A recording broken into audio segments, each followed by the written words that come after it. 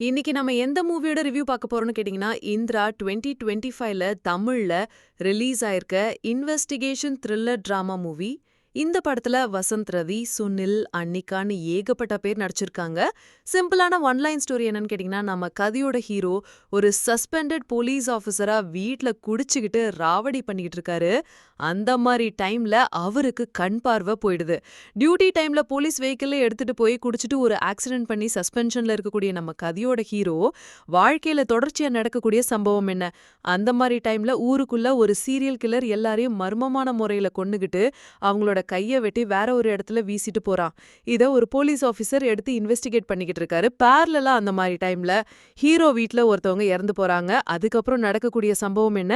Hero அந்த serial கில்லரை தேடி போகும்போது தெரிய வரக்கூடிய உண்மை என்னன்னு சொல்லி ட்விஸ்டுக்கு மேல ட்விஸ்ட் கொடுத்து படத்துல அட்டகாசமான சம்பவம் பண்ணிருக்காங்க. இதுக்கு நடுவுல அதே வீட்ல வேலை செய்யக்கூடிய அன்னிகாக்கு என்ன ஆச்சு?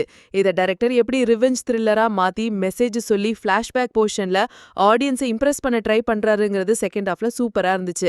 இந்த படத்தோட ஃபர்ஸ்ட் ஹாஃப் பார்க்கும்போது கொரியன்ல ரிலீஸ் ஆன பிளைண்ட் மூவியை இன்ஸ்பயர் பண்ணி தமிழ்ல நயன்தாரா நெற்றிக்கண்ணுன்னு ஒரு படம் பண்ணியிருந்தாங்க.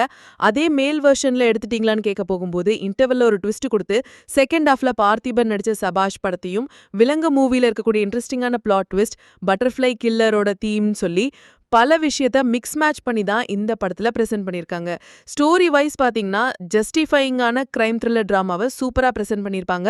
சைக்கலாஜிக்கலா அஃபெக்ட் பண்ணி ரிவெஞ்ச் த்ரில்லர் டிராமா டோன்ல இன்வெஸ்டிகேட் பண்ணிக்கிட்டே வந்து இந்த கேஸ்க்கான பதில ஒரு இடத்துலயுமே ட்விஸ்ட் அண்ட் டர்ன்ஸா நிறைச்சு வச்சிருந்தாங்க. ஃபர்ஸ்ட் ஆஃப் ஆவரேஜா சிம்பிளா இருந்தாலும் பிளாட் செட் பண்ணி ஸ்டேஜிங் மூலியமா ஆடியன்ஸை இம்ப்ரெஸ் பண்றதுக்காக செகண்ட் ஹாஃப்ல இவங்க பண்ண விஷயம் அட்டகாசமா இருந்துச்சு. செகண்ட் ஹாஃப் சூப்பரா இருந்துச்சுங்கிறத இந்த படத்தை பார்க்கும்போது நீங்களே ரியலைஸ் பண்ணுவீங்க. கிளைமேக்ஸை கண்டிப்பா இன்னும் பெட்டரா முடிச்சிருக்கலாம்னு கண்டிப்பா நீங்களே ஃபீல் பண்ணுவீங்க. பார்ட் 2க்கு லீடு கொடுக்குற விதமா தான் இதை முடிச்சு வச்சிருக்காங்க. படத்துல இருக்கக்கூடிய பாட்டு எதுவுமே ஆடியன்ஸை பெருசா இம்ப்ரெஸ் பண்ணாது.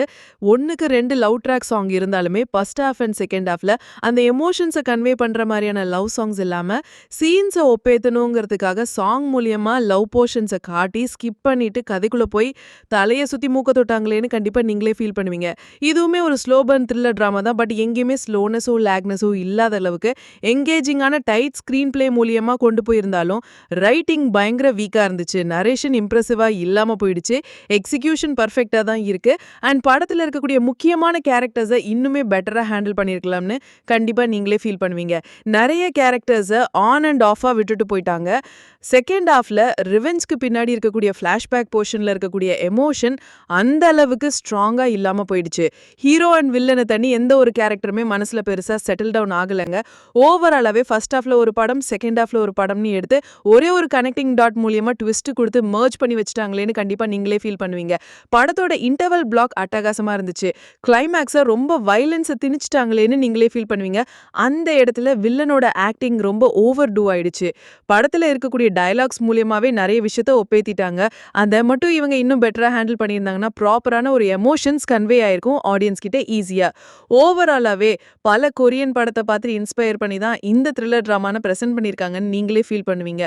படத்துல பல விஷயம் இருந்திருந்தாலும் இன்னும் பெட்டரான பேட்ச் ஒர்க் பார்த்து பிரசன்ட் பண்ணியிருந்தா வேற லெவல்ல இருந்திருக்குங்கிறது நம்மளோட ஒரு பர்சனல் தாட் அண்ட் ஒப்பீனியனா இருந்துச்சு. ஆவரேஜ் டு டீசன்ட் வாட்ச் கேட்டகரிக்குள்ள இருக்கக்கூடிய ஒரு த்ரில்லர் தமிழ் மூவி தான் இந்த இந்திரா. இந்த மூவிக்கு நாம தரக்கூடிய ரேட்டிங்ல ஒன்று கேட்டிங்கன்னா 6.2 அவுட் ஆஃப் 10. இந்த வீடியோ உங்களுக்கு பிடிச்சிருந்தா லைக் பண்ணி ஃபாலோ பண்ணிக்கோங்க.